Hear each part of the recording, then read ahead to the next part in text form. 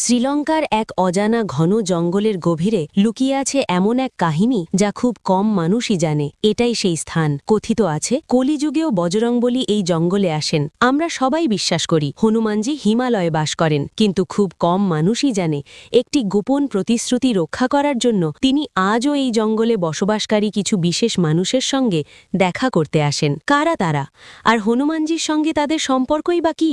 এই সত্য জানলে আপনার শরীর শিউরে উঠবে। এই কাহিনী শুরু হয়েছিল তখন যখন হনুমানজি প্রথমবার ভগবান রামের আংটি নিয়ে লঙ্কায় মাতা সীতার কাছে পৌঁছেছিলেন। বার্তা পৌঁছে দেওয়ার পর রাবণের শক্তি পরীক্ষা করার জন্য তিনি অশোক বাটিকা ধ্বংস করতে শুরু করেন। রাবণের সৈন্যরা আতঙ্কে ছুটোছুটি করতে থাকে। তখন রাবণের পুত্র ইন্দ্রজিৎ ব্রহ্মাস্ত্র প্রয়োগ করে হনুমানজিকে বন্দী করেন এবং তাকে রাজ দরবারে হাজির করা হয়। সেখানে তাকে অপমান করার জন্য রাবণ তার লেজে আগুন লাগিয়ে দেয়, কিন্তু সেটাই ছিল রাবণের সবচেয়ে বড় ভুল। হনুমানজি তার লেজের আকার এতটাই বিশাল করে নেন যে তা পুরো সোনার লঙ্কাকে ঘিরে ফেলে। চোখের পলকেই সেই অহংকারী নগরী ছাইয়ে পরিণত হয়। লঙ্কা যখন আগুনে ছাই হয়ে যাচ্ছিল, হনুমানজির শরীর তখনও ক্রোধ ও আগুনের তাপে জ্বলছিল। বিশ্রামের জন্য তিনি লঙ্কার কাছেই অবস্থিত এই ঘন জঙ্গল বিদুর পর্বতের দিকে চলে যান। সেই সময় পুরো লঙ্কা তার প্রাণের শত্রু হয়ে উঠেছিল, কিন্তু সেই জঙ্গলে বসবাসকারী